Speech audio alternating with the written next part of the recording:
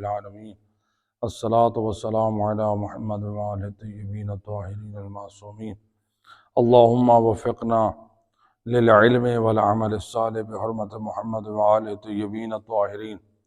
بسم اللہ الرحمن الرحیم۔ درس قرآن بسلسلہ انس قرآن، ہمارا جو موضوع چل رہا تھا، جو سورت تھی سورہ المدثر، جس کی ٹوٹل آیات جو ہیں وہ 56 ہیں، یعنی 56 آیات ہیں، اور جس میں سے 39 آیات جو ہیں اس کا پیغام آپ سماعت فرما چکے۔ آج آیت نمبر 40 سے انشاءاللہ آیت نمبر 56 تک، آخر آیات تک انشاءاللہ۔ تو بسم اللہ الرحمن الرحیم۔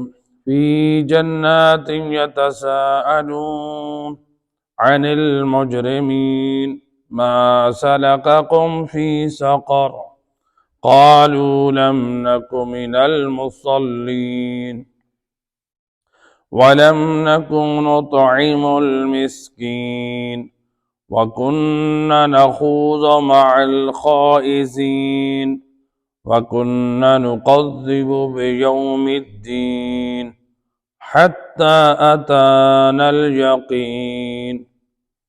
یہ آیت نمبر 47 تک اللہ سبحانہ وتعالی ان آیات میں کیا عظیم ہم سب کو پیغام دے رہا ہے۔ آیت نمبر 40 کے ترجمے سے، وہ جنت کے باغات میں ہوں گے اور سوال کریں گے۔ فی جنات یتساءلون، یعنی جنتی لوگ جنت میں جب ہوں گے وہاں پر سوالات کریں گے۔ کس چیز کے بارے میں سوال کریں گے؟ عن المجرمین، مجرمین سے سوال کریں گے، یعنی گویا ان کا جنت میں سوال مجرموں سے، مجرمین کے جرم کے بارے میں سوال ہوگا۔ ما سلککم فی سقر، سوال ان کا ہوگا ان سے، مجرمین سے، تمہیں کس چیز نے جہنم میں بھیج دیے۔ سقر جہنم کی ایک وادی ہے، جہنم کے ناموں میں سے ایک نام ہے سقر۔ تو تمہیں کس چیز نے جہنم میں بھیج دیا؟ قالوا لم نک من المصلین، یہ جہنم میں جلنے والے لوگ جو مجرمین گناہگار ہیں یہ بول کر کہیں گے ہم نماز گزاروں میں سے نہیں تھے، نماز پڑھنے والے نہیں تھے، سارے کام کرتے تھے، نماز نہیں پڑھتے تھے۔ وَلَمْ نَكُ نُطْعِمُ الْمِسْكِينَ، دوسرا گناہ ہم یہ کرتے تھے، ہم مسکین لوگوں کو، غریب ضرورت مند لوگوں کو کھانا نہیں کھلاتے تھے۔ جو ضرورت مند بھوکے ہوتے ہیں، غریب ہوتے ہیں، مساکین ہوتے ہیں، ان کو ہم کھانا نہیں کھلاتے تھے۔ وَكُنَّا نَخُوضُ مَعَ الْخَائِضِينَ، اور ہم اہل باطل کے ہم نشین و ہم صدا رہتے تھے۔ جو اہل باطل ہیں، بے دین لوگ ہیں، بدعات اور خرافات کرنے والے ہیں، ہم ان کے ساتھ ہوتے تھے اور ان کی ہم آواز ہوتے تھے، ان کے یعنی زور اور طاقت بنتے تھے۔ حَتَّى أَتَانَا الْيَقِينُ، یہاں تک کہ ہمیں موت آ گئی، یعنی یہ اپنا حال بیتا خود اپنا جو ہے وہ بیان کرتے ہیں۔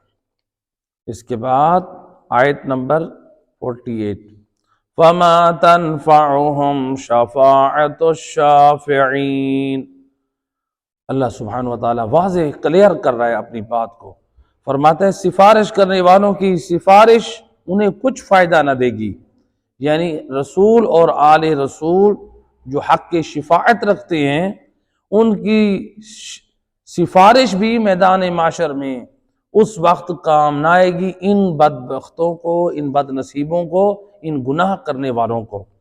فَمَا لَهُمْ عَنِ التَّذْكِرَةِ مُعْرِضِينَ، انہیں کیا ہو گیا ہے کہ نصیحت سے منہ موڑ رکھتے ہیں، قرآن سے، نصیحت سے انہوں نے منہ موڑا ہوا ہے، قرآن اور نصیحت کی باتوں کی طرف توجہ نہیں کرتے۔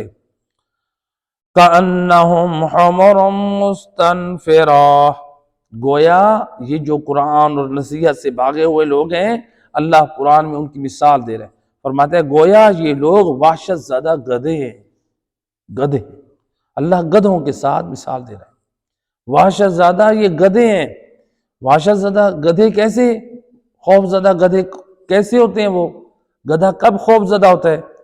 فرت من قسورہ، جو شیر کے ڈر سے بھاگ جاتے ہیں گدھے اپنی جان بچانے کے لیے،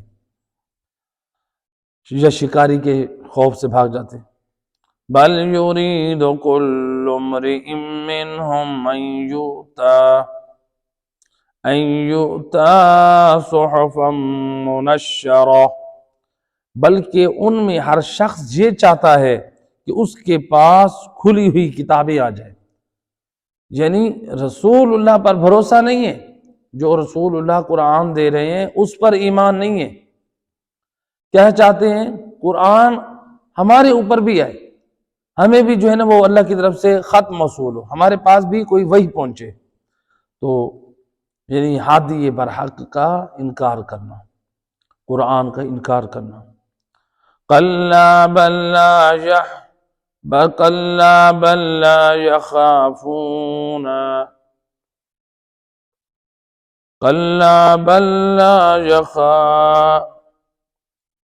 الآخرہ، اللہ سبحانہ وتعالیٰ فرما رہا ہے کہ ہرگز نہیں، بلکہ انہیں آخرت کا خوف ہی نہیں، لا یخافون الآخرہ، وہ آخرت سے ڈرتے نہیں ہیں، آخرت کو ان کو کوئی خوف نہیں ہے۔ کلا انہ تذکرۃ، ہرگز نہیں، یہ تو یقیناً ایک نصیحت ہے۔ فمن شاء ذکرہ، اب جس کا جی چاہے اسے یاد رکھے۔ وما یذکرون الا ان یشاء اللہ هو اہل التقوی و اہل المغفرہ، اور وہ اس وقت نصیحت لیں گے جب اللہ چاہے گا، وہ اس لائق ہے، وہ اس لائق ہے، کون؟ اللہ اس لائق ہے اس سے ڈرا جائے اور وہ بخشنے کا اہل ہے۔ تو یہ قرآن کی سورہ مدثر کی 56 آیات، آیت نمبر 40 سے 56 تک کا یہ ترجمہ تھا۔ اب دیکھیں پروردگار اس میں جو ہے ہمیں کیا پیغام دے رہا ہے۔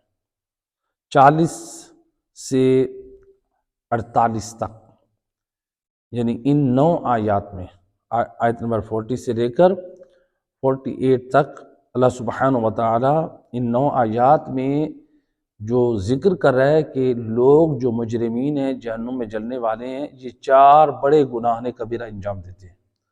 ان 4 بڑے گناہوں کی وجہ سے یہ عذاب کی لپیٹ میں آئے ہیں۔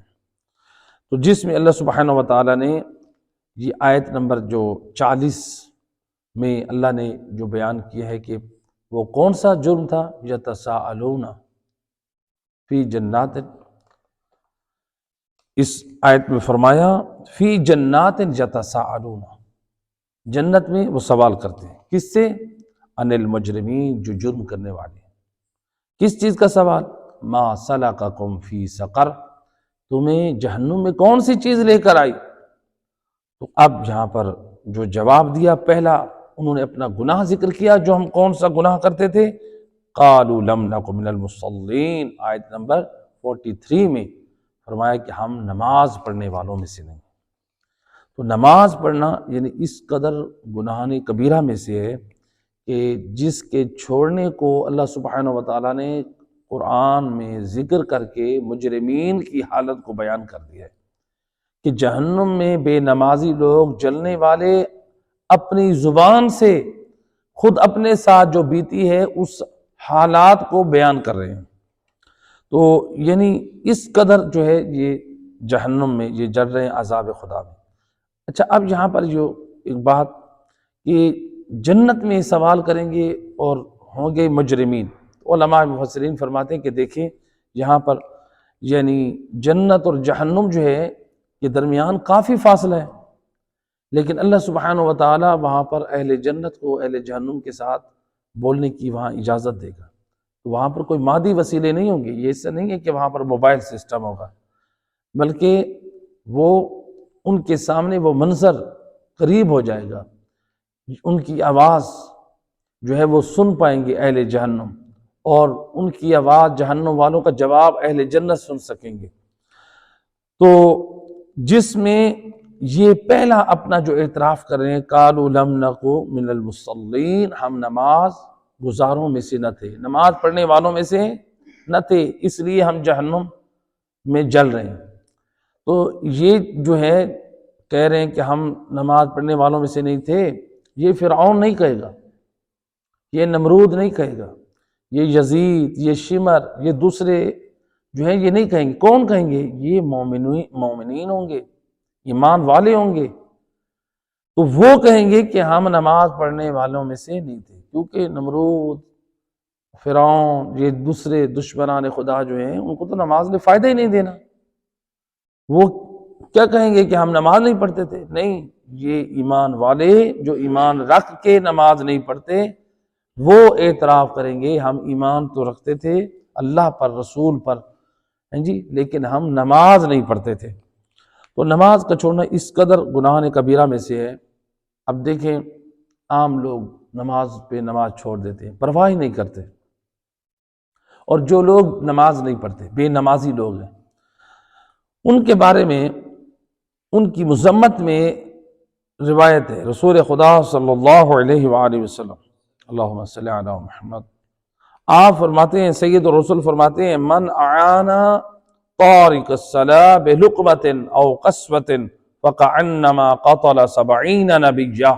رسول اللہ اپنی زبان وحی سے فرماتے ہیں، جو شخص کسی بے نمازی کی مدد کرتا ہے ایک لقمے کے ذریعے سے یا ایک لباس کے ذریعے سے، وہ شخص بے نمازی کی مدد کرنے والا میری نگاہ میں ایسے گناہگار ہے جیسے اس نے 70 انبیاء کا قتل کیا ہے۔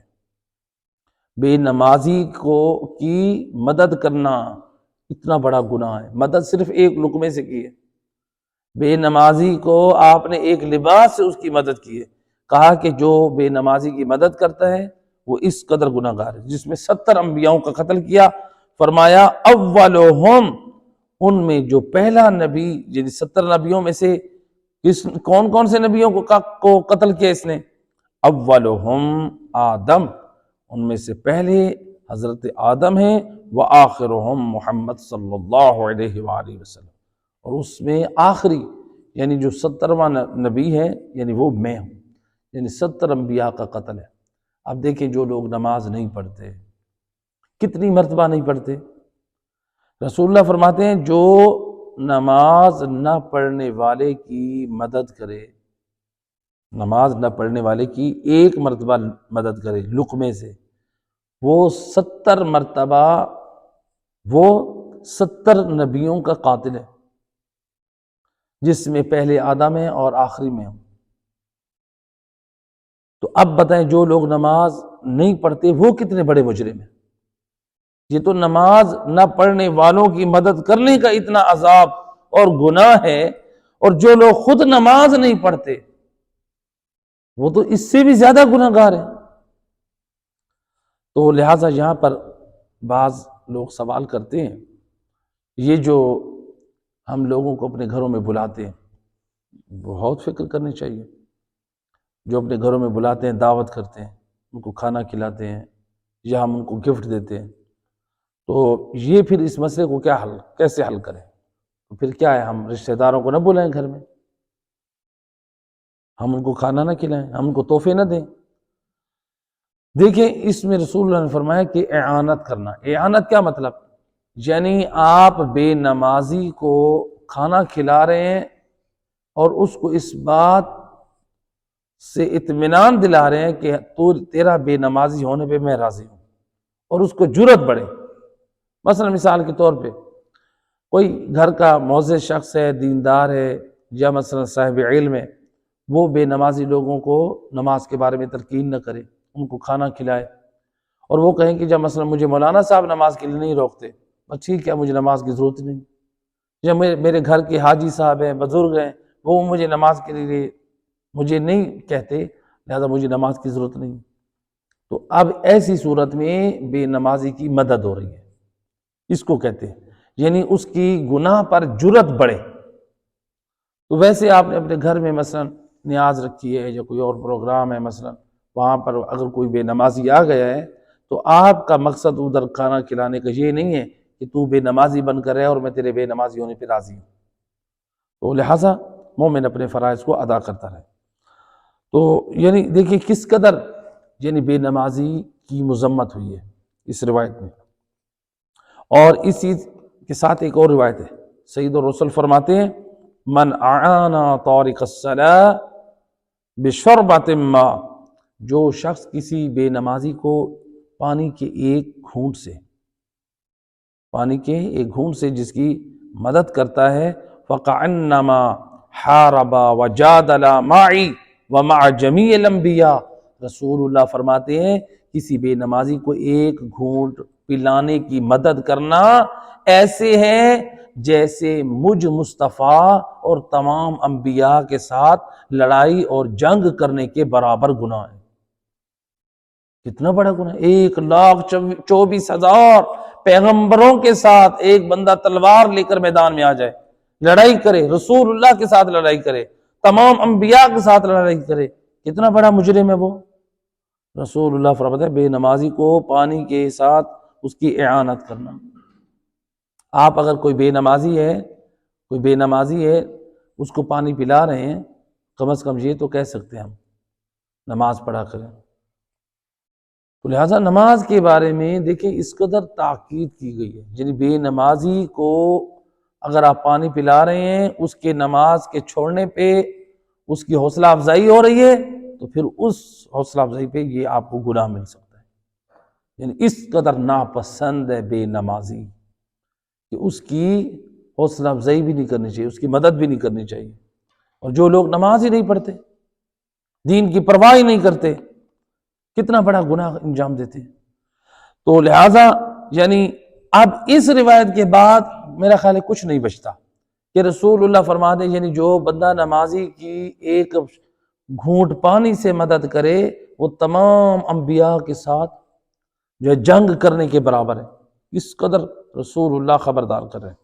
اس کے بعد ایک روایت ہے، یہ روایت جناب سیدہ فاطمہ زہرا سلام اللہ علیہ، اللہم صلی علی محمد و جناب سیدہ اس روایت کو رسول اللہ سے نقل کرتی ہیں۔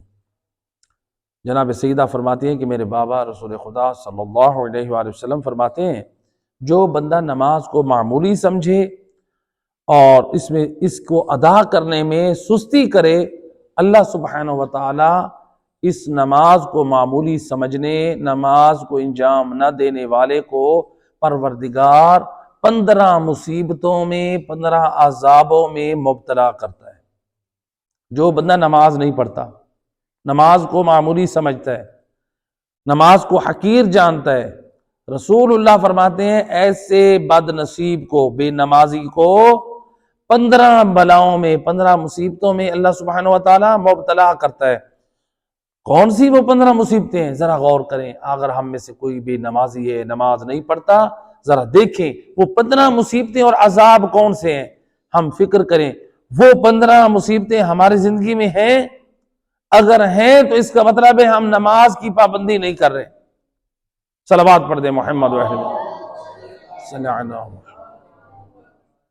لہذا 15 بلاؤں میں مبتلا اللہ کرتا ہے بے نمازی کو۔ پہلی بلا دیکھیں، پہلی مصیبت کیا ہے؟ رسول اللہ فرماتے ہیں جو نماز نہیں پڑھتا اللہ اس کی عمر کم کر دیتے ہیں۔ یہ بد نصیب ہے، اس کو زیادہ لمبی زندگی گزارنے کی ضرورت ہی نہیں۔ آپ کہیں کہ ہو سکتا ہے کہ کسی کی زندگی 70 سال ہو، 80 سال، 90 سال، آپ کہیں تو وہ تو بے نمازی ہے۔ ہو سکتا ہے کہ اگر وہ نماز پڑھتا اللہ اس کو 150 سال 200 سال زندہ رکھے۔ ہم کیسے فیصلہ کر رہے ہیں کہ اس کی زندگی لمبی ہے؟ یہ کہاں لمبی ہے؟ جب انسانیت میں یعنی یہ بھی تھا، لوگ ہزار سال زندہ رہتے تھے۔ تو لہٰذا اس کی عمر اللہ تعالیٰ کم کر دیتا ہے۔ نمبر 2، اس کا رزق اللہ ختم کر دیتا ہے۔ رزق کے دروازے بند، رزق ختم، ذلیل ہو کے رہ جاتا ہے۔ جو کام کرتا ہے گھاٹے، مزدوری کرتا ہے کوئی فائدہ نہیں، جاب کر رہا ہے کوئی فائدہ نہیں ہے، اپنا کاروبار بزنس کر رہا ہے کوئی فائدہ نہیں ہے۔ تو لہٰذا رزق اس کے پاس ختم ہو جاتا ہے۔ جو بندہ نماز نہیں پڑھتا رزق بالکل ختم ہو جاتا ہے، اور پھر انسان جا کر دنیا والوں کے ساتھ سامنے روئے پیٹے، کیا کروں میرے کام نہیں ہے۔ تیرے کام نہیں ہے، تو نے اپنے آپ پر رحم نہیں کیا، نماز نہیں پڑھی، پھر پروردگار سے کیوں رحم کی دعا کر رہا ہے؟ پہلے نمازی تو بن، 5 وقت کے پابند تو بنے، اللہ کو منائیں تو صحیح۔ اپنے باپ کو یا کسی دوست کو منانا ہو تو کتنی اس کی خوشامد کرتے ہیں، کتنی چاپلوسیاں کرتے ہیں، کتنا ان پہ خرچ کرتے ہیں۔ اللہ کو منانے کے لیے صرف 5 وقت ہم سجدہ نہیں کر سکتے؟ اللہ کو منائیں، اللہ ناراض ہو جاتا ہے۔ اللہ کیوں ناراض ہو جاتا ہے؟ نماز نہ پڑھنے سے، سجدہ نہ کرنے سے۔ تو لہٰذا اللہ اس کی روزی کو ختم کر دیتے ہیں۔ نمبر 3، سید الرسل فرماتے جو نماز نہیں پڑھتے، اللہ ایسے بدبخت لوگوں کے چہروں سے، بے نمازیوں کے چہروں سے اللہ نیک لوگوں کے آثار ختم کر دیتا ہے۔ اللہ اکبر! کس قدر رسول اللہ نے خبردار کر دیا۔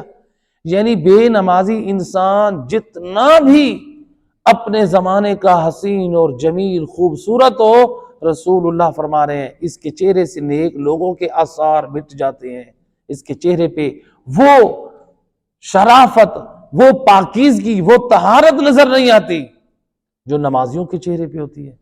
اس لیے مولا علی علیہ السلام فرماتے ہیں اللہم صلی علی محمد وعلی، امام فرماتے ہیں مجھے وہ چہرہ پسند نہیں ہے جس چہرے پہ سجدے کے آثار نہیں ہیں۔ مولا علی اس چہرے کو پسند کرتے ہیں جس چہرے پہ سجدے کے نشانات ہوں۔ تو لہٰذا جو لوگ نماز نہیں پڑھتے ان لوگوں کے چہروں سے اللہ نیک لوگوں کے آثار ختم کر دیتے ہیں۔ نمبر 4 فرمایا کہ جو بھی نیک کام کرتا ہے اللہ اس کے وہ نیک اعمال قبول نہیں کرتا اور نہ ہی اس کا اجر دیتا ہے۔ یہ بہت بڑی بات کی ہے رسول اللہ نے کہ جو بھی نیک کام کرتا ہے وہ قبول نہیں کرتا اور اس کا اجر بھی نہیں ملے گا۔ یعنی اگر کوئی شخص بے نمازی ہے، اب ذرا دیکھیں رسول اللہ کے حدیث کی روشنی میں رسول اللہ کیا فرما رہے ہیں، یعنی اگر کوئی بے نمازی ہے حج پڑھے اس کے حج قبول نہیں ہوگا اور اس کا حج کا اجر بھی نہیں ملے گا۔ حدیث کا مفہوم یہی ہے، وہ زکوٰۃ دیتا ہے قبول نہیں ہے، اس کا اجر بھی نہیں ہے۔ زیارت امام حسین پہ جا رہے ہیں، نماز نہیں پڑھتا، زیارت امام حسین قبول نہیں ہے، اس کا اجر بھی۔ گھر میں مجلس کرائی ہے امام حسین علیہ السلام کی محبت میں، نماز نہیں پڑھتا، نبی فرما رہے ہیں، روایت کو نقل بی بی زہرا فرما رہی ہیں، جہاں بی بی زہرا کی ہمیں یہ روایت یاد رہتی ہے کہ وہ اپنے لال کے عزاداروں کی شفاعت کریں گی۔ کیسے عزادار ہوں؟ بی بی بتا رہی ہیں وہ عزادار نمازی ہوں، مومن نمازی بھی ہو اور عزادار بھی ہو۔ عزادار یعنی آل محمد کے غم کو منانے والا ہو، جس حالت میں بھی گریہ کر کے مظلومیت کا ساتھ دے کے، تو لہٰذا مختلف اس کی صورتیں ہو سکتی ہیں۔ تو لہٰذا اگر کوئی بندہ مجلس عزا کراتا ہے نماز نہیں پڑھتا، جناب سیدہ اپنے بابا سے روایت نقل کر رہی ہیں کہ اس شخص کا کوئی عمل قبول بھی نہیں، اجر بھی نہیں، یعنی اس مجلس سے کروانے کا نہ اجر ہے نہ وہ قبول ہے۔ تو لہٰذا اسی طرح اور جتنے ہم کام کریں گے، تو یہ اگر کوئی کہے کہ مولانا صاحب نے یہ کیا کہہ دیا، یہ میں نہیں کہہ رہا ہوں، یہ جناب فاطمہ زہرا اپنے بابا کی بات نقل کر رہی ہیں، اس رسول کی بات کر رہی ہیں جس رسول کا کلمہ نہ پڑھیں ہم مسلمان نہیں رہتے۔ نماز اس قدر اہم ہے، نماز کو معمولی نہ سمجھیے۔ نمبر 5 سید رسول فرماتے ہیں بے نمازی کی دعا قبول نہیں ہوتی۔ نماز نہیں پڑھتا، رو رو کے دعائیں کرتا ہے، معصومین کے ذریعوں کے پاس جا کر دعا کرتا ہے اللہ سبحانہ و تعالی سے، دعا اللہ سے کرنی چاہیے۔ کعبہ کے پاس چلا جاتا ہے دعا کرتا ہے، یا قرآن گھر میں اٹھا کے وہ دعا کرتا ہے، سید رسول فرماتے ہیں اس کی دعا قبول نہیں ہوتی۔ جتنا رو رو کر دے دعائیں کرے، جتنا بھی یہ دعائیں کرے اس کی دعائیں قبول، چاہے یہ قرآن اٹھا کر پڑھے، کعبے کا غلاف پکڑ کر کرے، امام کے حرم مبارک میں قبے کے نیچے جا کر دعا کرے، سید رسول فرماتے ہیں بے نمازی کی دعا قبول نہیں ہوتی۔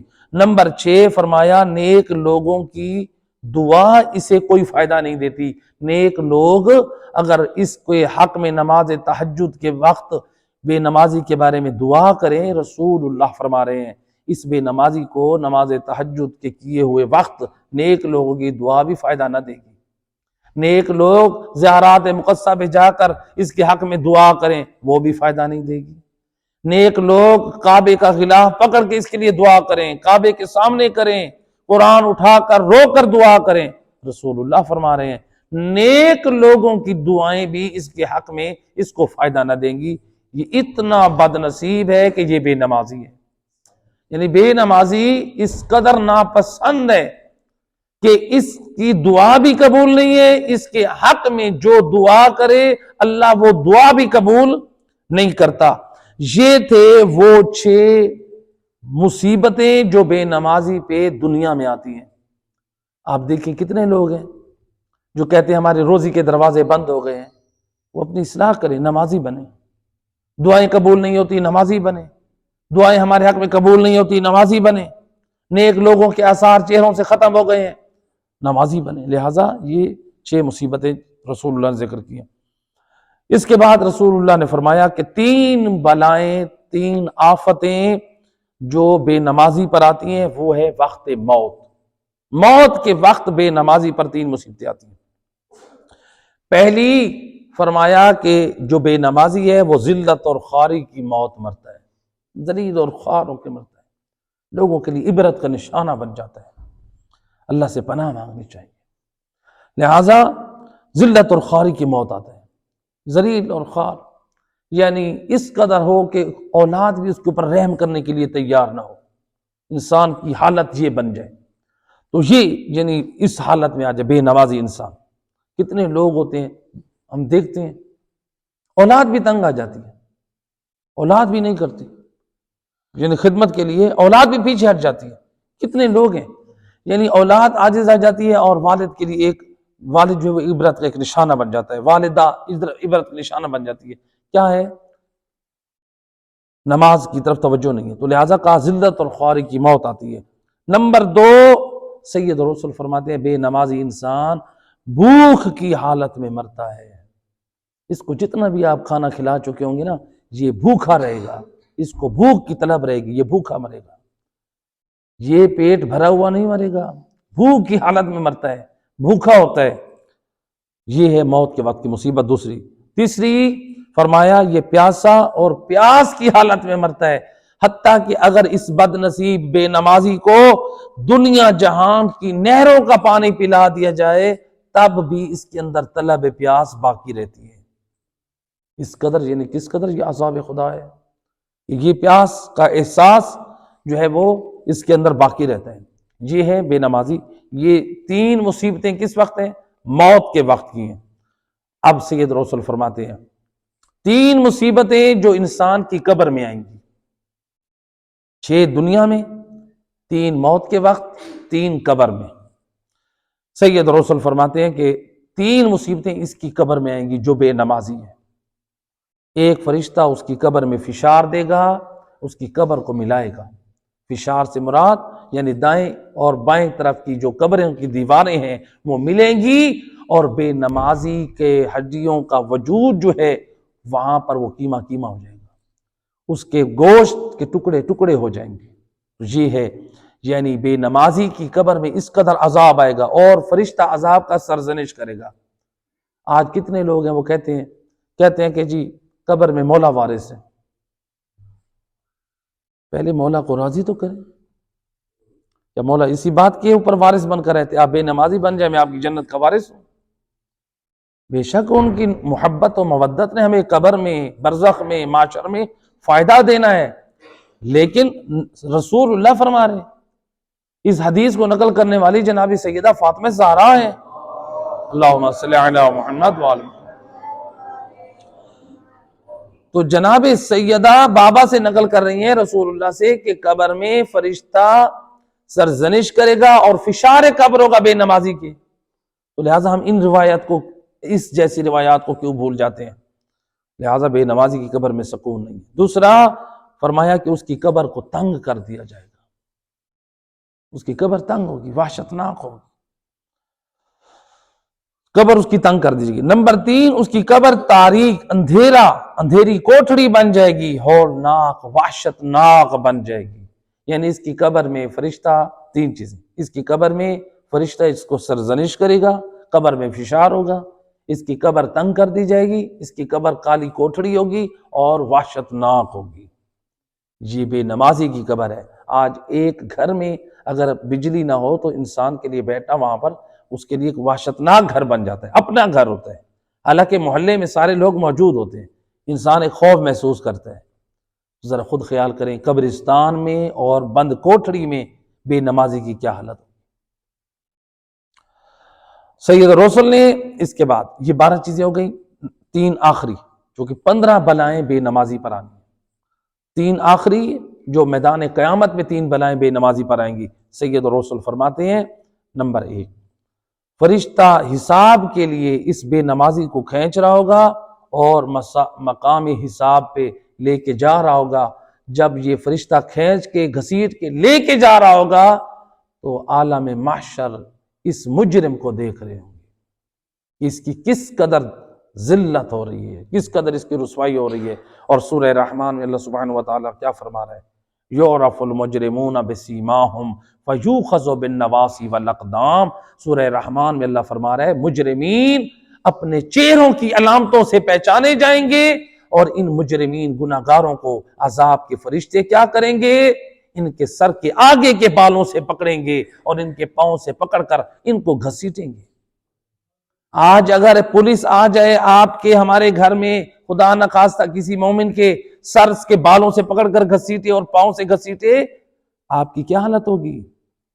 پورے محلے والا تماشا آپ کا دیکھیں، آپ سے یہ برداشت نہیں ہوگا، شرمندگی سے سر جھک جائے گا۔ ذرا خود سوچیں، جو لوگ نماز نہیں پڑھتے، گناہ در گناہ کرتے ہیں، قرآن خبردار کر رہا ہے، اے گناہ کرنے والا، اے مجرم، اے نماز نہ پڑھنے والا، اے جھوٹ بولنے والا، اے لوگوں کے ساتھ دھوکہ اور فراڈ کرنے والا، اے بے دینیاں کرنے والا، اے علماء کی مخالفت کرنے والا، اے قرآن کا مذاق اڑانے والا، میدان کر لے جتنا کام کرنا ہے۔ میدان معاشر میں جب عذاب کے فرشتے تیرے سر کے بالوں اور پاؤں سے پکڑ کر گھسیٹیں گے، اس وقت صرف تیرے محلے والے یہ منظر نہ دیکھیں گے، اس وقت تجھے انبیاء دیکھیں گے، اس وقت تجھے ائمہ ہدا دیکھیں گے، اس وقت تجھے اہل بیت رسول دیکھیں گے، تمام امتیں دیکھیں گی۔ یہ قرآن سورہ رحمان کی آیت ہے، یعرف المجرمون بسیماہم فیوخذ بالنواصی والاقدام۔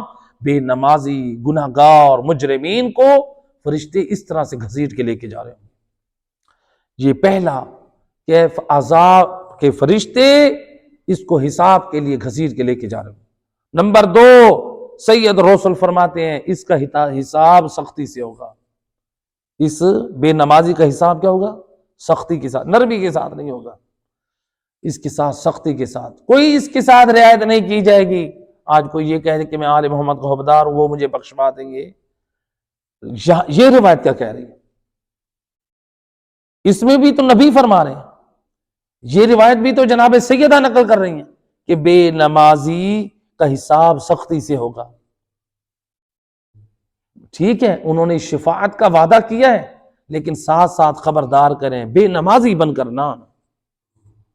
اے ہمارے حبدارو، آؤ بے نمازی بن کر، بے دین بن کر نہ آؤ۔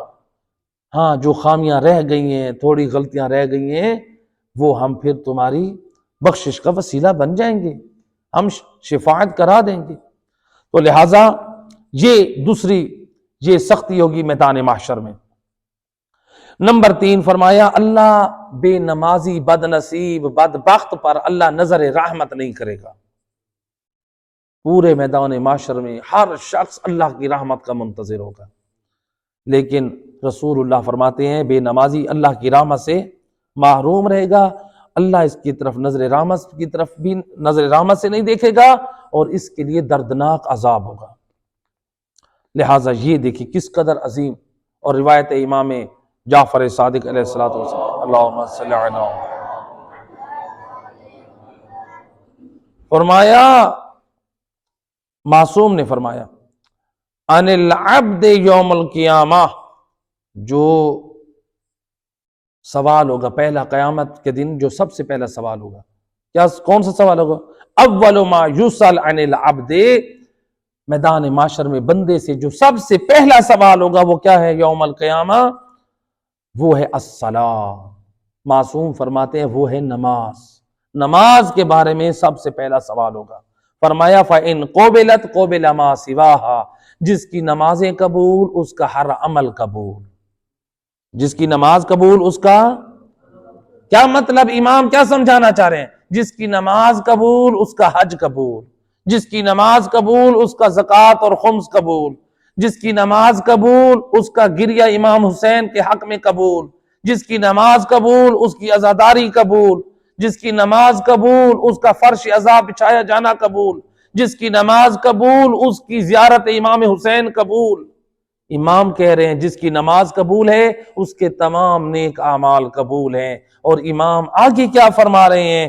فرماتے ہیں وَإِن رُدَّتْ رُدَّتْ مَا سِوَاهَا، جس کی نماز رد کر دی گئی، جس کی نماز اس کے منہ پہ مار دی گئی، اس کے ہر عمل کو اس کے منہ پہ مار دیا جائے گا۔ نماز جس نے اپنی مرضی سے پڑھی، اپنی مرضی سے اضافے کیے، احکام اور شریعت کو نہ جانا، اپنی مرضی سے نمازیں پڑھتا رہا، غلطی سے نماز پڑھتا رہا۔ نماز پڑھی ہے لیکن اپنی مرضی سے پڑھی ہے، غلطیوں کے ساتھ پڑھی ہے، علماء کے ساتھ سامنے جا کے اپنی نماز کی تصحیح نہیں کی۔ امام جعفر صادق علیہ الصلوۃ والسلام، اللہم صل علی، امام کا ایک صحابی ہے، امام کی خدمت میں ہے، مولا میری نماز ذرا دیکھ لیجئے، یہ میری نماز صحیح ہے یا نہیں ہے۔ اس نے نماز پڑھی، امام نے دیکھا کہ کچھ آداب کی رعایت نہیں ہے۔ امام فرماتے ہیں اب میں نماز پڑھتا ہوں، تو دیکھ کیسے اللہ کی بندگی کرتے ہیں، کیسے نماز پڑھتے ہیں۔ نماز موجود ہے، کتابوں میں موجود ہے، امام علیہ السلام تعلیم دے رہے ہیں۔ اب امام بتا رہے ہیں، جب امام نے تعلیم دے دی، گویا امام سمجھا رہے ہیں اپنی مرضی کی نمازیں نہ پڑھ، ہم جیسے بتائیں ویسے نماز پڑھ۔ اب جو امام کا صحابی ہے وہ اپنی نماز کے قبول ہونے کے لیے، اپنی غلطیوں کی اصلاح کے لیے امام سے اصلاح کروا رہا ہے۔ آج ہم معصوم کے، ہمارے امام 12ویں امام پردہ غیبت میں ہیں، تو ہم اب اس زمانے میں کس سے تمسک رکھیں؟ علماء سے، کیونکہ امام صادق علیہ السلام فرماتے ہیں لولا العلماء فی غیبت القائم لارتد الناس عن الدین، اگر علماء حق غیبت امام کے زمانے میں نہ ہوں، خدمت دین نہ کریں، تمام لوگ دین سے مرتد اور کافر ہو جائیں۔ امام فرما رہے ہیں ہمیں علماء سے رابطہ رکھنا چاہیے۔ اب اپنی ایمان سے بتائیں، علماء سے جا کے اپنی نمازیں صحیح کرواتے ہیں؟ کبھی سناتے ہیں علماء کو جا کے نمازیں؟ علماء کے پیچھے نمازیں پڑھتے ہیں؟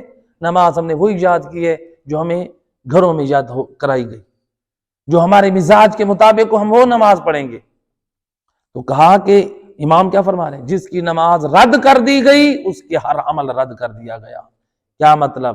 جس کی نماز منہ پہ مار دی گئی، جس کی نماز رد کر دی اس کا حج رد کر دیا، جس کی نماز رد کر دی اس کا خمس و زکوٰۃ رد کر دیا، جس کی نماز رد کر دی اس کی عزاداری رد کر دی، جس کی نماز رد کر دی اس کی زیارت امام حسین رد کر دی۔ جب تیری نماز قبول نہیں ہے تیرا کوئی عمل بھی قبول نہیں ہے، لہذا نماز اس قدر اہم ہے۔ اس کے بعد دیکھیں یہ نماز ہے، اس کو معمولی نہ سمجھیں، تو لہذا نماز جو ہے اس قدر عظیم ہے کہ بعض لوگ کہتے ہیں کہ یعنی نماز کا مذاق اڑاتے ہیں۔ یہ نماز کیا ہے؟ نماز کا مذاق اڑانا خود گناہ کبیرہ میں سے ایک، تو نماز نہ پڑھنا اور نماز کا مذاق اڑانا۔ نماز اس قدر اہم ہے، نماز اس قدر اہم ہے، بعض روایات میں ملتا ہے کہ جب امام حسین علیہ السلام کی شہادت کا وقت قریب تھا، شمر ملعون کہتا ہے اے حسین تیری کوئی آخری تمنا ہو تو مجھے بتا۔ امام حسین علیہ السلام کو حضرت علی اکبر کتنے پیارے تھے؟ پیارے تھے یا نہیں تھے؟ ہم سب کو پیارے ہیں، حضرت علی اصغر پیارے ہیں ہم سب کو، حضرت عباس علمدار ہم سب کو پیارے ہیں۔ اپنی ایمان سے بتائیں مولا حسین کو کتنے پیارے تھے؟ امام حسین نے یہ نہیں کہا اے شمر مجھے اتنا وقت دے میں ایک مرتبہ علی اکبر کا دیدار کر لوں، مجھے اتنا وقت دے ایک مرتبہ میں علی زادیوں کے پردوں کی حفاظت کا انتظام کر لوں۔ یہ بھی بہت اہم چیز ہے۔ میں عباس علمدار کے لاشے پہ جا کر ایک اور نگاہ کر کے آؤں۔ کیا فرمایا؟ مجھے اتنی مہلت دے میں 2 رکعت نماز اللہ کی بارگاہ میں ادا کر لوں۔ امام حسین کا عشق کربلا میں تو دیکھیے، حسینیت کے پیغام کو سمجھیں۔ امام حسین ہمیں کہاں لے کے جا رہے ہیں اور ہم کہاں جا رہے ہیں؟ ہم حسینیت کے نام پہ نمازیں چھوڑ دیں اور امام حسین علیہ السلام کربلا میں نماز کے لیے وقت مانگ رہے ہیں۔ شب عاشور بھی امام حسین علیہ السلام نماز کے لیے وقت مانگ رہے ہیں، اور روز عاشور بھی نماز قائم کر رہے ہیں اور ہم نمازیں چھوڑ رہے ہیں۔ تو لہٰذا یہ پہلا گناہ ہے، یعنی وہ گناہ ہے کہ جہنمی لوگ جو بول کر کہیں گے کہ ہم نماز پڑھنے والوں میں سے، یہ کسی مولوی صاحب کی بات نہیں ہے، قرآن کہہ رہا ہے جہنم میں جلنے والے کہیں گے لم نکو من المصلین، ہم وہ بد نصیب بدبخت ہیں، نبی اور آل نبی پہ ایمان رکھتے تھے، قرآن کو مانتے تھے، اللہ کو مانتے تھے، بدبخت وہ تھے کہ نماز نہیں پڑھتے تھے، اس لیے آج جہنم میں جل رہے ہیں۔ لہٰذا یہ پہلا گناہ ہے نماز کا نہ پڑھنا۔ دوسرا گناہ جو قرآن نے ذکر کیا ان آیات میں، وہ کون سا ہے؟ سائل کو، وہ ہے مساکین کو کھانا نہ کھلانا، مساکین کو، غریب لوگوں کو، یعنی ان کی ضرورت کو پورا نہ کرنا۔ سید الرسل حضرت محمد صلی اللہ علیہ وآلہ وسلم، اللہم صلی اللہ علیہ وسلم، رسول اللہ فرماتے ہیں میدان قیامت میں اللہ سبحانہ وتعالی فرمائے گا اے ابن آدم، جب میں بھوکا تھا تو نے مجھے کھانا کیوں نہیں کھلایا؟ بندہ کہے گا بار الہ انت رب العالمین، تو تو رب العالمین ہے، تجھے میں کیسے کھانا کھلاتا؟ آواز قدرت ہے، بندے جب ایک ضرورت مند تنگ دست ایک بھوکا تھا تو نے اس کو کھانا نہیں کھلایا، اگر اس کو کھانا کھلاتا وہ تیرا کھانا میرے تک پہنچتا، آج اس مشکل گھڑی میں اس کا میں تجھے اجر عطا کرتا۔ اے بندے تو نے مجھے پانی کیوں نہیں پلایا؟ بار الہ تو تو رب العالمین ہے، میں تجھے کیسے پانی پلاتا؟ کہا کہ ایک شخص کو، ایک مومن کو پانی کی حاجت تھی، ضرورت تھی، تو نے اس کو پانی نہیں پلایا، اگر اس کو پانی پلاتا تو وہ میرے پاس پہنچتا، آج مشکل گھڑی میں تجھے اس کا اجر دیتا۔ آج اگر ماں باپ پانی مانگ لی کہتے ہم آپ کے نوکر لگے ہیں، ایسے کہ نہیں؟ تو بیوی کو پانی کے لیے سارا دن کہتے رہتے وہ ہماری نوکر لگی ہے۔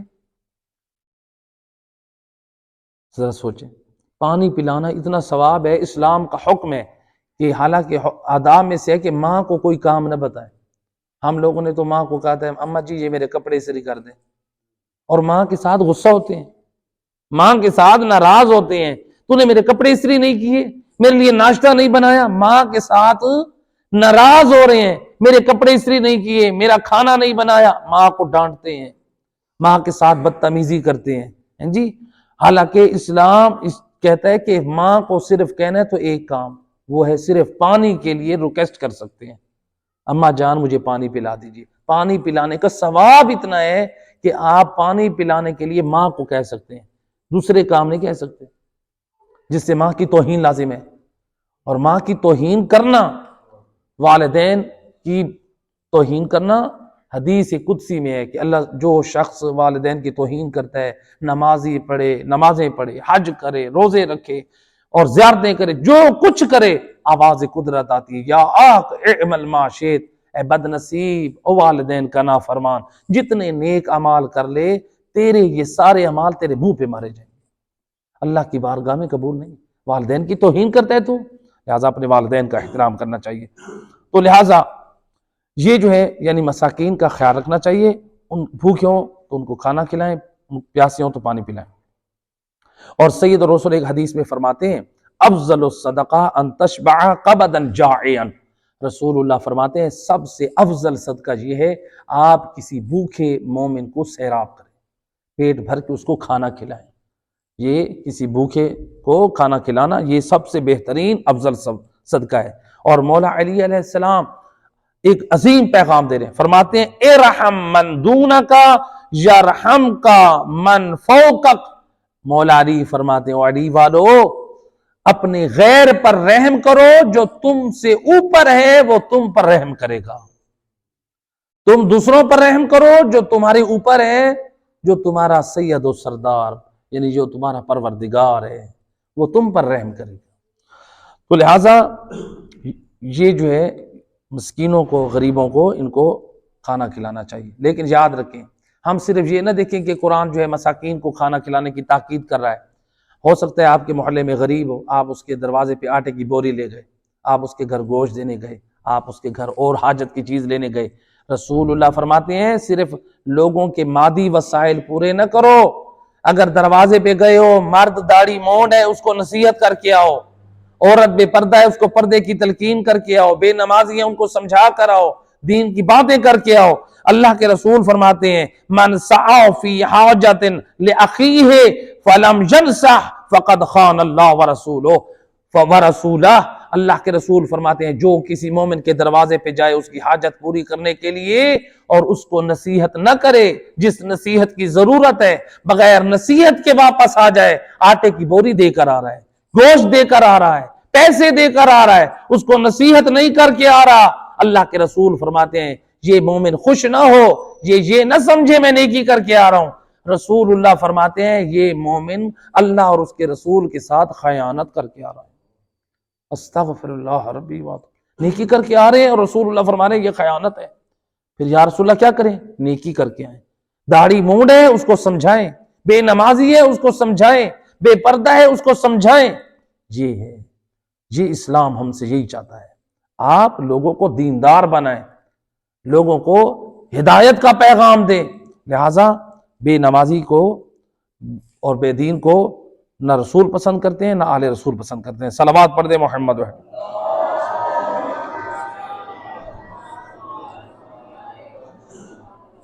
تو لہٰذا جو ہے یہ جو دوسرا گناہ تھا، یعنی غریبوں کو کھانا کھلانا ہے، جو مساکین لوگ ہیں، تو یہ دین جو ہے بڑا عظیم ہے، اس کو معمولی انسان نہ سمجھے۔ تیسرا گناہ جو ہے وہ ہے اہل باطل کے ساتھ، گمراہ لوگوں کے ساتھ ہم نشین ہونا، ان کے ساتھ بیٹھنا۔ جو گمراہ بدعتی لوگ ہوتے ہیں، قرآن کہہ رہا ہے، قرآن نے جو ذکر کیا کہ یہ جو جہنم میں جلنے والے ہیں وہ کیا کہیں گے؟ ہم اہل باطل، گمراہ، بدعتی اور گنہگار لوگوں کے ساتھ بیٹھتے تھے اور ان کے ہم آواز ہوتے تھے، ہم نوا ہوتے تھے، ان کو تقویت دیتے تھے، گمراہ لوگوں کو، بے دین لوگوں کو، گمراہ اور بے دین اور بدعتی لوگوں کو ان سے قرآن منع کر رہے ہیں، ان کے ساتھ نہ بیٹھیں، ان کی تقویت کا ذریعہ نہ بنیں، اس قدر یہ گناہ ہے۔ قرآن جہاں پر ایک گناہ ہے بے نمازی ہونا، دوسرا گناہ ہے مساکین کو کھانا نہ کھلانا، تیسرا گناہ ہے اہل باطل، بدعات اور خرافات کرنے والوں کے کوئی تقویت کا سبب بنا، ان کے ساتھ نہ بیٹھیں، تو یہ گناہ ہے۔ اب دیکھیں یہ کون ہے؟ علماء مفسرین فرماتے ہیں یعنی اسلام کے خلاف جو لوگ پروپیگنڈا کرتے ہیں، تعلیمات قرآن کے خلاف بات کرتے ہیں، تعلیمات رسول، آل رسول کے خلاف بات کرتے ہیں، یہ وہ لوگ ہیں۔ تو لہٰذا یا پھر اس طرح سے وہ محفلیں جس میں غیبت ہوتی ہے، جس میں جوا کھیلا جاتا ہے، جس میں زنا ہوتا ہے، مل کے جوان کرتے ہیں، ایسی محفلوں سے بھی اجتناب کرنا چاہیے، اہل بدعات اور خرافات کی محفلوں سے بھی اجتناب کرنا چاہیے۔ آج اگر مثلا ہم بعض لوگوں کو سمجھاتے ہیں کہ مثلا آپ بد عقیدہ لوگ، بے دین لوگ یا نصیری لوگ، ان لوگوں سے دور رہیں، ان سے اجتناب کریں، بعض لوگ کیا کہتے ہیں، وہ کیا کریں، ہم رشتہ داری بھی تو نبھانی ہے، وہ ہمارا رشتہ دار ہے۔ بعض لوگ یہ جواب دیتے کہ نہیں دیتے، کہتے ہیں کہ ہم نے دنیا داری کے ساتھ بھی تو چلنا ہے۔ اکثر جواب آپ کو یہ سننے میں نظر آتا ہے اور لوگ اس بات کو عقلاً بڑا اچھا سمجھتے ہیں، لیکن اس کا جواب میں ہم کس سے معلوم کرتے ہیں؟ ہم اس کا جواب وارث دین امام معصوم سے کرتے ہیں۔ مولا آپ بتائیں، اگر رشتہ داروں میں بد عقیدہ ہوں، نصیری ہوں، ناسبی ہوں، آل محمد کے دشمن ہوں، دونوں دشمن ہیں، نصیری بھی دشمن ہے اور ناسبی بھی دشمن ہے، تو جو آل محمد سے عداوت رکھتے ہیں وہ یہ جو نصیری اور بے دین ہے، علی اللہ اور علی رب کہتے ہیں، تو ایسی لوگ جو دین کے دشمن ہیں، بد عقیدہ ہیں، گمراہ ہیں، اہل بدعات ہیں، رشتہ دار ان کے ساتھ بیٹھے یا نہ بیٹھے؟ آئیں اس کا جواب امام دیتے ہیں۔ ایک صحابی ہیں 4 اماموں کے، کتنے اماموں کے؟ 4 اماموں کے، امام علی رضا علیہ السلام، امام محمد تقی علیہ السلام، امام علی نقی علیہ السلام، امام حسن عسکری علیہ السلام۔ ان 4 اماموں کے ایک صحابی ہیں جن کا نام ہے ابو ہاشم جعفری، بڑے عظیم صحابی ہیں، جن کی جو ہے وہ توثیق کی ہے آیت اللہ خوئی نے اور علماء کرام نے. تو بہرحال یہ روایت نقل کرتے ہیں کہ ان کے حوالے سے روایت ہے، یہ کہتے ہیں کہ ایک دن یہ عبد الرحمن بن یعقوب کے ساتھ بیٹھے ہوئے تھے. یہ ابو ہاشم جعفری کے ساتھ بیٹھے ہوئے تھے، تو ان کو امام علی نقی علیہ السلام نے دیکھ لیا کہ یہ ابو ہاشم جعفری جو ہمارا صحابی ہے عبد الرحمن بن یعقوب کے ساتھ بیٹھا ہوا ہے. امام علیہ السلام فرماتے ہیں اے ابو ہاشم کہ تمہیں میں نے اس کے ساتھ بیٹھے ہوئے دیکھا ہے. تو اس نے کہ جب نہ رسول اللہ، میں اس لیے اس کے ساتھ بیٹھا تھا، وہ میرے رشتہ دار ہے اور رشتے میں وہ میرا سگا ماموں لگتا ہے. کتنا بڑا رشتہ ہے؟ رشتے میں کیا لگتا ہے؟ وہ ماموں لگتا ہے. امام علیہ السلام فرماتے ہیں کہ یہ سچ ہے وہ تیرا ماموں ہے، یہ سچ ہے کہ وہ تیرا ماموں ہے، لیکن آپ نے فرمایا کہ وہ اللہ کی صفت میں جسمانیت کے ساتھ اللہ کو متصف کرتا ہے، یعنی اس کا عقیدہ توحید صحیح نہیں ہے. اللہ کا جو عقیدہ رکھنا چاہیے، جو اللہ پر ایمان رکھنا چاہیے، اللہ کے اوپر عقیدہ توحید اس کا درست نہیں ہے. تو اللہ تعالیٰ اس شان کے لائق نہیں ہے جس طرح سے وہ اللہ کی شان کو بیان کرتا ہے.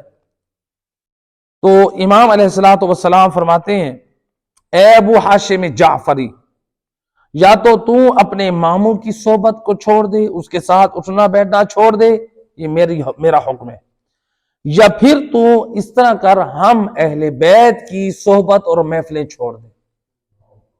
تو کہتا نا وہ تیرا ماموں ہے رشتے میں، ایک کام کر، یا رشتے دار کے ساتھ بیٹھنا چھوڑ یا پھر ہمیں چھوڑ.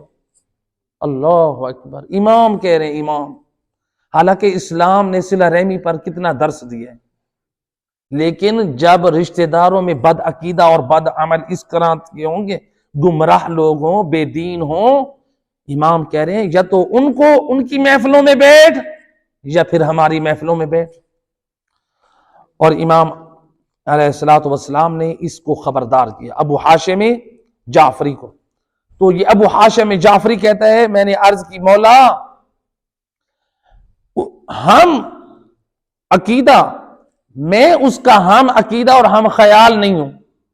امام سے کہہ رہے ہیں مولا میں اپنے ماموں کا ہم عقیدہ اور ہم خیال نہیں ہوں، جو اس کا عقیدہ اللہ تعالیٰ کے بارے میں ہے میرا وہ عقیدہ نہیں ہے، میں وہ باطل عقیدہ نہیں رکھتا. امام علیہ السلام نے جب یہ سنا کہ یہ کہہ رہے کہ میرے ماموں جیسا باطل غلط عقیدہ نہیں ہے، اور کہتا ہے مولا میرا اس جیسا عقیدہ نہیں ہے میرے ماموں کی طرح میں اس کے ساتھ بیٹھوں، کیا میں پھر بھی اللہ کی بارگاہ میں گنہگار ٹھہروں گا؟ میرا عقیدہ تو اس سے جدا ہے، نہ ہی میں نے اس کا عقیدہ لینا ہے، کیا میں پھر بھی گنہگار ٹھہروں گا؟ امام علیہ السلام نے فرمایا، دیکھیں بڑا عظیم پیغام دے رہے امام یہاں پہ. امام علیہ السلام فرماتے ہیں تم ذرا یہ سوچو کہ وہ تو ہے بد عقیدہ، تم ہو صحیح العقیدہ. اگر چونکہ اس کے عقیدے پہ اللہ راضی نہیں ہے، اگر اس وقت اللہ کا عذاب آ جائے اس کے اوپر تو تم کیا اللہ کے عذاب سے بچ سکو گے؟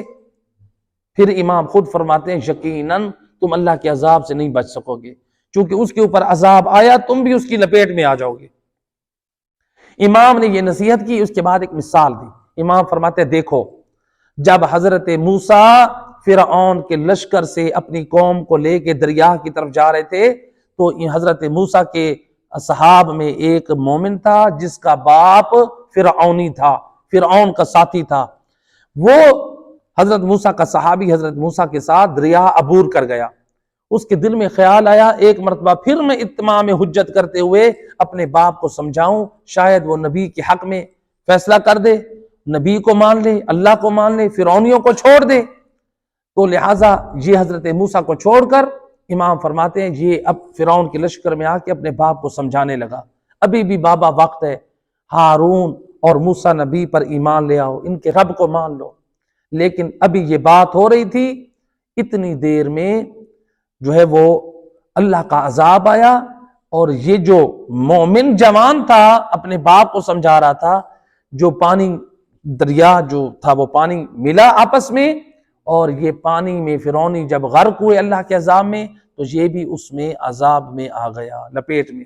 پھر حضرت موسیٰ نے پروردگار سے سوال کیا، باری الہ میرے اس صحابی کا کیا بنا جو میرے لشکر کو چھوڑ کر ادھر گیا تھا تو وہ مومن، کافروں پر فرعونیوں پر عذاب ہے، وہ بھی بیچارہ ادھر چلا گیا۔ تو اللہ تعالیٰ کی طرف سے وحی ہوئی، موسیٰ وہ میرے جوار رحمت میں ہے، چونکہ اس کا خاتمہ بالخیر ہو گیا تھا، لیکن چونکہ وہ اپنے باپ کے ساتھ تھا اور جب ان پر عذاب آیا تو پھر یہ بھی اس عذاب کی لپیٹ میں آ گیا۔ تو لہٰذا آج انسان یہ کہے کہ میرے رشتہ دار ہیں وہ بدعقیدہ ہیں، گمراہ ہیں، ہم کیا کریں، رشتہ داریاں بھی نہیں چھوڑ سکتے، آپ ٹھیک ہے کسی حد تک ان کے ساتھ نبھائیں۔ معصوم فرماتے ہیں جو گمراہ اور بے دین لوگ ہیں ان کے ساتھ اس طرح نہ تعلق رکھیں کہ ان کے باطل اور غلط عقائد کی تائید لازم ہے۔ ایک صلوات پڑھیں محمد و اہل بیت۔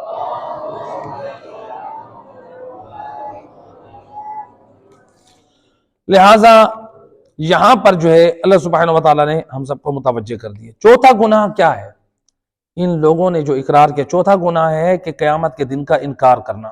قیامت کے دن کو انکار، یہ کافر کیوں کرتے تھے؟ قیامت کے دن کا کافر قیامت کے دن کا انکار اس لیے کرتے تھے، یہ چاہتے تھے ہم آزادی سے زندگی گزاریں، ہمیں کوئی نہ پوچھے، ہم زنا کریں، شرابیں پئیں، جو مرضی آئے کریں۔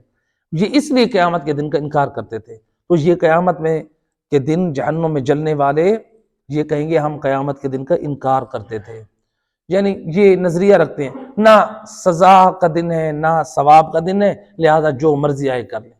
آج کتنے لوگ ہیں کہتے ہیں کہ وہ کر لیں انشاءاللہ آگے دیکھی جائے گی، تو یہ کافروں والا نظریہ اور عقیدہ ہے۔ دین اور اسلام جو ہے وہ ہمیں باعمل دیکھنا چاہتا ہے، با کردار دیکھنا چاہتا ہے، بدعمل نہیں دیکھنا چاہتا۔ آیت نمبر 47 سے 56 تک ان کے صرف ترجمے اور مختصر پیغام ہے۔ یہاں تک آیت نمبر 47 میں فرمایا کہ یہاں تک کہ ہمیں موت آ گئی، موت آ گئی، یعنی جب انسان کو موت آتی ہے تو انسان سے غفلت کے پردے چاک ہو جاتے ہیں، پردے اٹھ جاتے ہیں، پھر انسان روتا ہے، فریاد کرتا ہے میں نے کیا کیا، اب میرے ساتھ کیا ہوگا۔ اس لیے مولا علی علیہ السلام فرماتے ہیں الناس نیام فاذا ماتوا انتبہوا، یہ لوگ سوئے ہوئے ہیں، خواب غفلت میں ہیں، جب یہ مر جائیں گے پھر ان کی آنکھیں کھلیں گی، پھر یہ فریاد کریں گے، روئیں گے، کاش نمازیں پڑھ لیتے، کاش قرآن پہ عمل کر لیتے، کاش علماء کی بات مان لیتے، کاش دین پہ عمل کر لیتے، کاش لوگوں کے ساتھ فراڈ اور بےایمانی نہ کرتے، کاش حق اور صحیح راستے پر چلتے۔ اس وقت یہ کاش کرنا کوئی فائدہ نہ دے گا، جو کرنا ہے دنیا میں کر لیں۔ تو لہٰذا آیت نمبر 48 میں، اس کے بعد والی آیت میں فرمایا 48 میں، اور جو گناہ کرنے والے ہیں، گناہ اتنے بڑے ہیں، اور جو گناہ کرنے والے ہیں تو لہٰذا اس میں اللہ سبحانہ وتعالی نے ایک صلوات پڑھ دے محمد و اہل بیت۔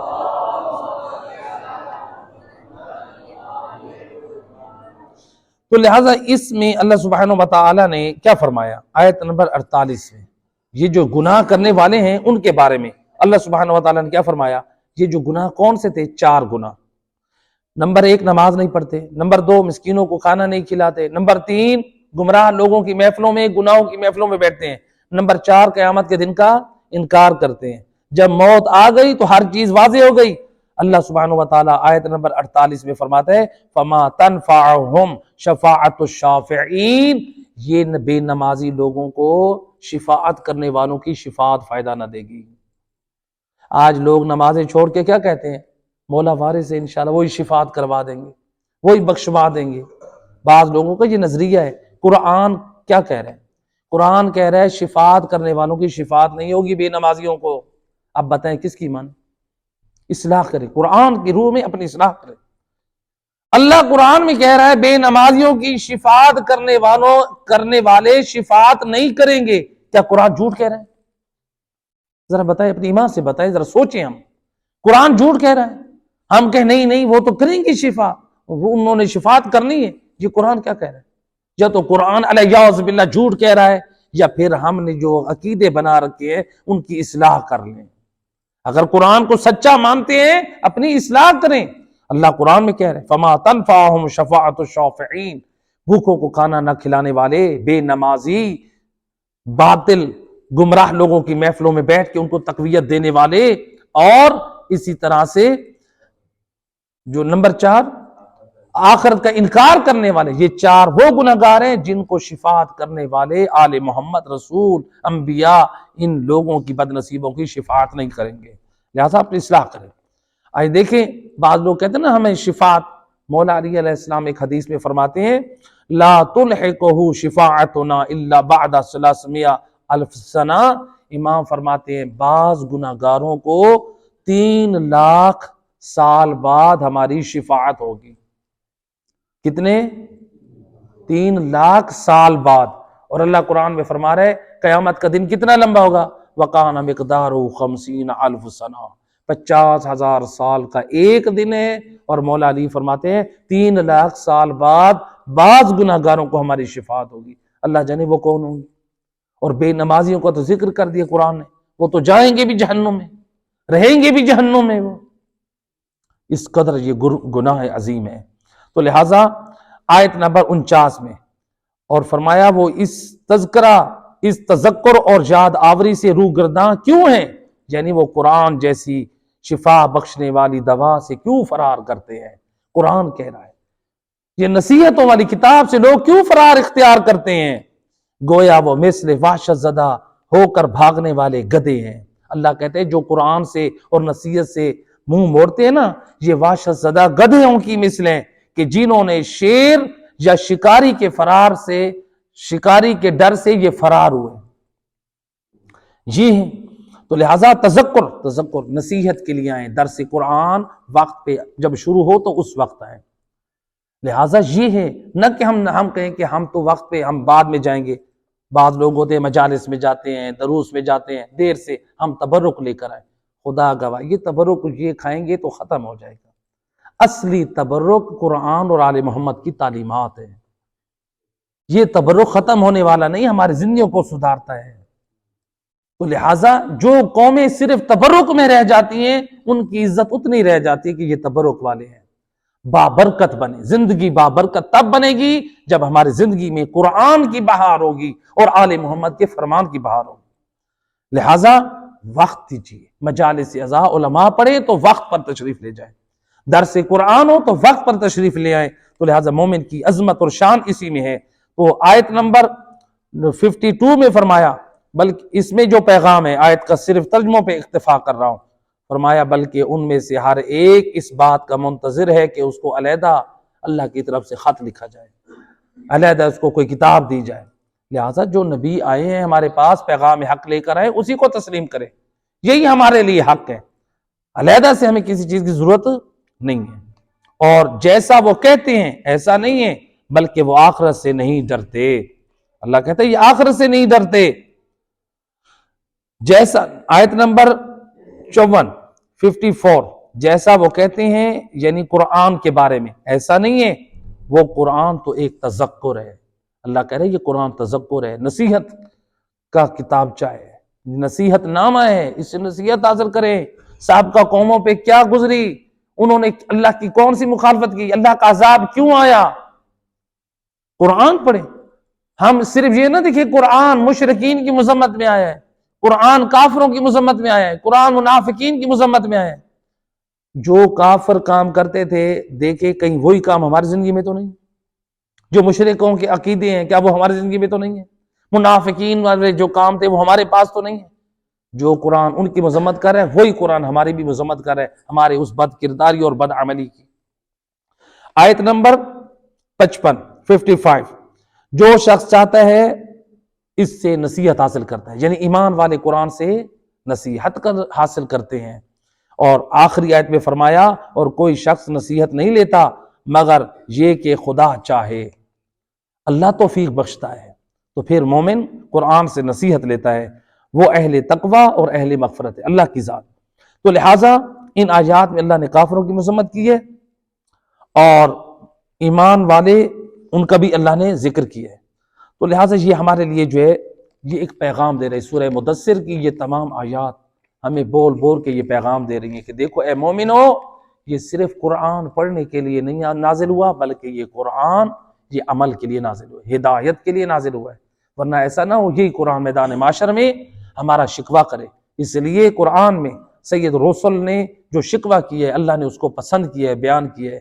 وقال الرسول یا رب ان قومی اتخذوا هذا القرآن مہجورا، میدان معاشر میں رسول اللہ شکوہ کریں گے، بار الہ میری قوم نے، میری امت نے قرآن کو مہجور کر دیا تھا، ان کو زندگی سے نکال دیا تھا، صرف غلاف میں لپیٹ کے قرآن کو گھر میں رکھا تھا، اس پر عمل نہیں کرتے تھے۔